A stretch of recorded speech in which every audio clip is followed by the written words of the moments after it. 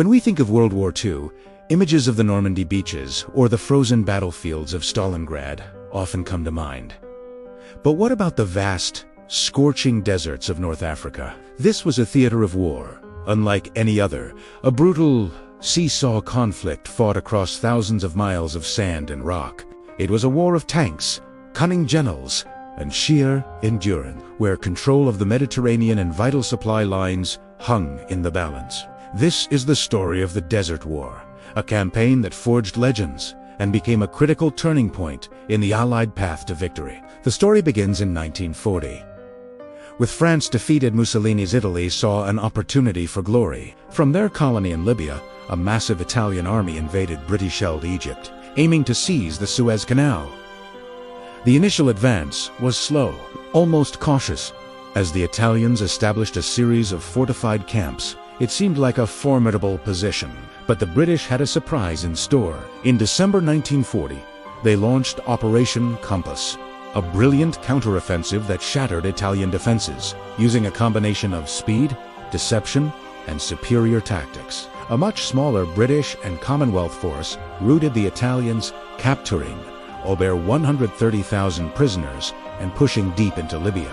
It was a stunning victory, a much-needed morale boost for the Allies, who were fighting alone against the Axis powers. But the triumph was short-lived. Hitler could not afford to see his ally collapse.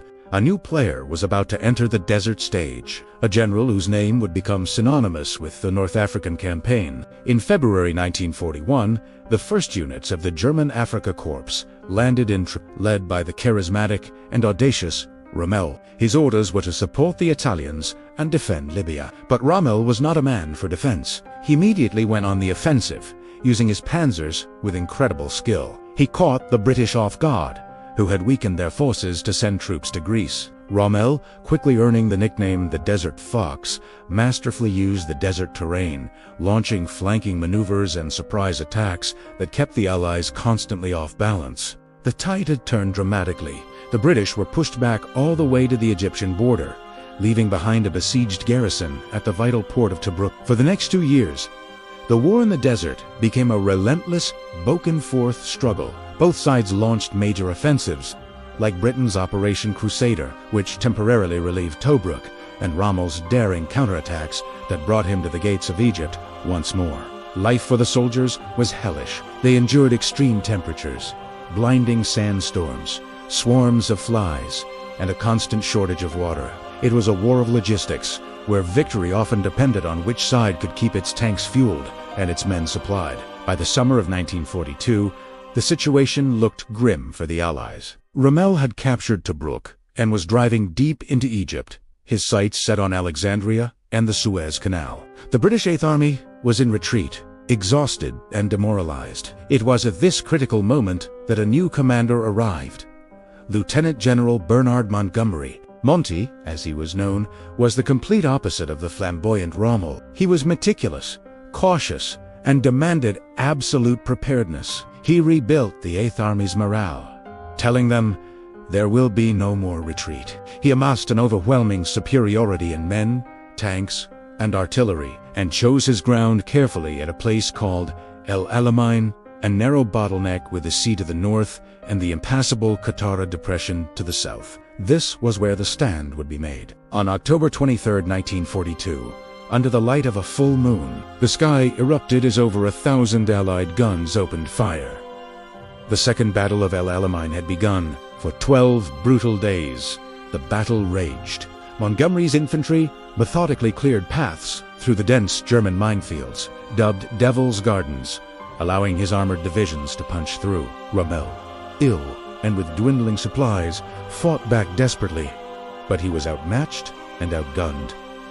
Finally, the Axis line broke. The victory at Alamein was a monumental turning point. As Winston Churchill famously said, "Before Alamein, we never had a victory. After Alamein, we never had a defeat." Just days after the breakthrough at El Alamein, the Allies delivered another staggering blow to the Axis.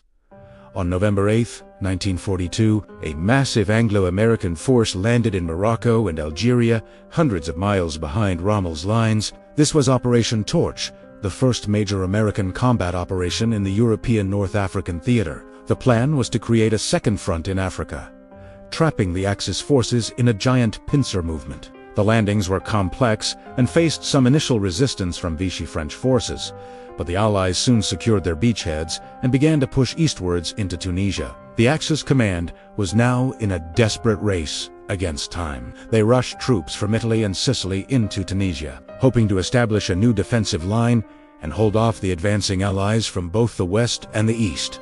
For Rommel's Afrika Korps, retreating from Egypt, Tunisia became their last refuge and their final battlefield. The stage was set for the last act of the war in Africa. The final chapter unfolded in the rugged mountains and green plains of Tunisia, a stark contrast to the open desert where the war had been fought for so long.